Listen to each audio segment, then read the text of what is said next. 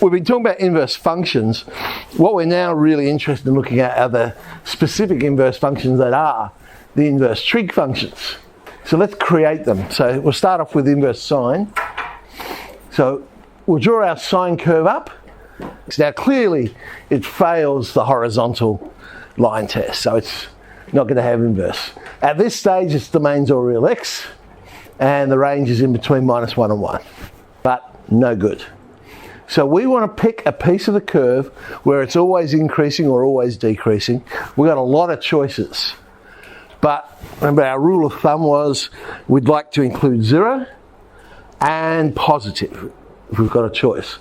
So it looks like the obvious one to pick would be from -π/2 to π/2. Between there it's continually increasing. We get the whole range, we get 0, and we've got some positives. So the range doesn't change. It's alright. Swap the x and the y's around, we get our inverse function, y equals the inverse sine of x. Its domain -1 to 1, and its range -π/2 to π/2. Now this explains why when you use your calculator to find an angle, it only gives you acute angles or negative acute angles, because your calculator's using the inverse sine function to come up with the result. Now let's draw it. We want to reflect it in the line y equals x. Well, given the scale that I've used here, it's a bit hard, because there's 1 on the y-axis and pi of course is 3.14, etc. So I'll just put it to the side here. But it's a sine curve, sort of, going sideways. So it's a piece of the sine curve. But again, we don't draw it like a cubic, because it's going through not at a horizontal one there, it will be at an angle. But there's our inverse sine x. Alright, let's have a look at inverse cos x. Okay, let's draw that one up. So just like the sine curve, all real x, range -1 to 1, again fails the horizontal line test. But this time we can't go -π/2 to π/2, because remember we want to get a piece that's continually increasing or continually decreasing. Again, lots of choices, but if I want to try and include 0 and go with the positives, it looks like I'm going to go from 0 to pi. I'll choose that piece. It's continually decreasing. I get the complete range. I've included 0, I've included positives, so it looks like a good choice. -1 to 1 there. So for inverse cos, the domain is also -1 to 1, just like inverse sine, but the range will be different. The range will be 0 to pi. Now that explains when you're using a calculator and you're finding angles. Cosine, it does produce obtuse angles when you put it into the calculator, because again it's using the inverse cos function.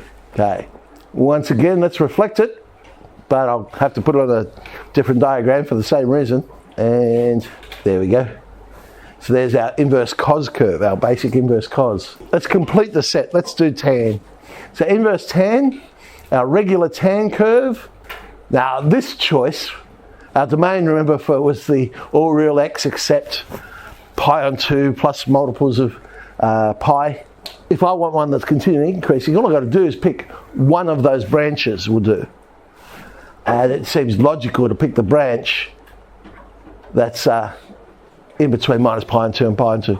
So again, with your calculator, inverse tan also only gives you positive acute or negative acute angles. And we'll draw that one, and we should get, come on, there we go. Now instead of vertical asymptotes, we get horizontal asymptotes, and we have the sideways tan curve. Alright, some rules then. Inverse sine of negative x is equal to the negative inverse sine of x. Why is that? Well, if you have a look at the inverse sine graph, it's got the rotational symmetry happening. So it must be an odd function. So it satisfies that rule. Function negative x is equal to negative function x. Cosine's interesting, or inverse cosine.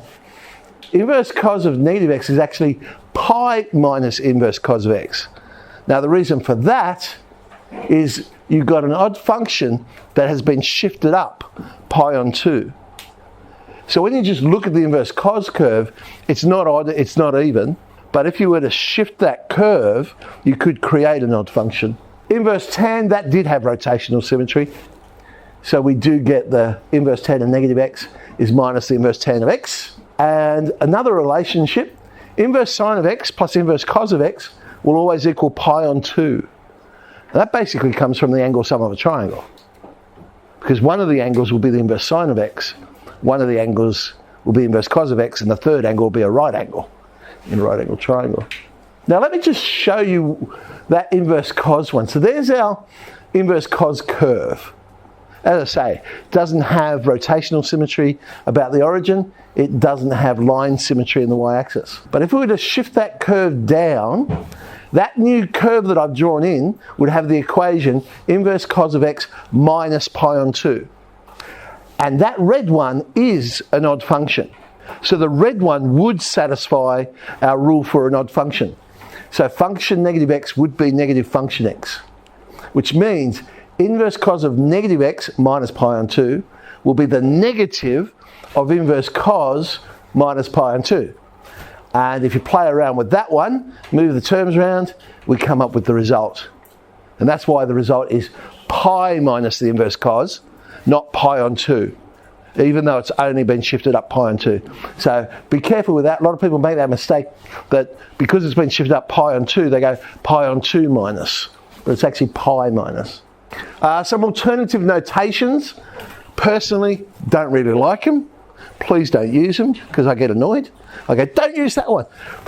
Inverse sine of x, but you will see it in books and it is mentioned in the syllabus. Arc sine, or arc tan, or arc cos. And I don't know why people do it. I mean, it's 3 extra letters rather than just going -1. Heaps quicker to write inverse sine. Well, and then so people go, well, in that case, instead of writing arc sine, I'll just write a sine. Yeah. So they're all possible notations for the inverse trig, but please stick with the first one. It's much preferred. Okay. Let's do some examples. So we now have to find the exact value of inverse tan of root 3. Remember, inverse trig, we are talking about angles. We're talking about angles. So that inverse tan of root 3 is actually an angle. It would be pi on 3, or 60 degrees, because the tan of 60 gives me root 3. And inverse tan of 1 would be pi on 4, or 45 degrees. So we end up with pi on 12 as our answer. Inverse sine of 1 on root 2 minus the inverse sine of minus a half. And that one, inverse sine of 1 on root 2, again that would be 45 degrees. Inverse sine of minus a half. Now, the answer for inverse sine of minus a half has to be minus pi on 6.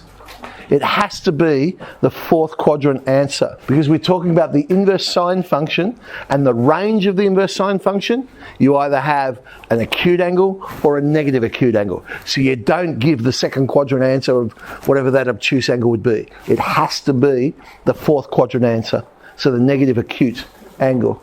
And we end up with 5 pi on 12. The cosine of the inverse sine of 40 on 41. Again, inverse sine 40 on 41 is representing an angle.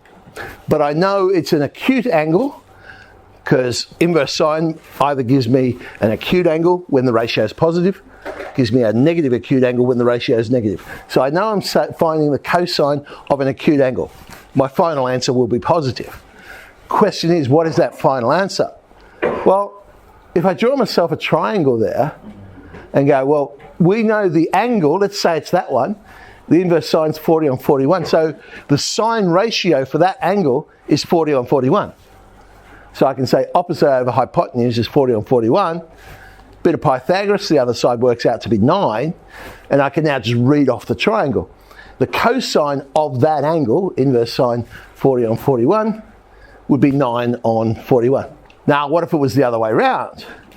The inverse sine of the sine of 5 pi on 6, and this is where we've got to be real careful. Yes, inverse sine is the inverse function to sine. So you would think they would cancel each other out.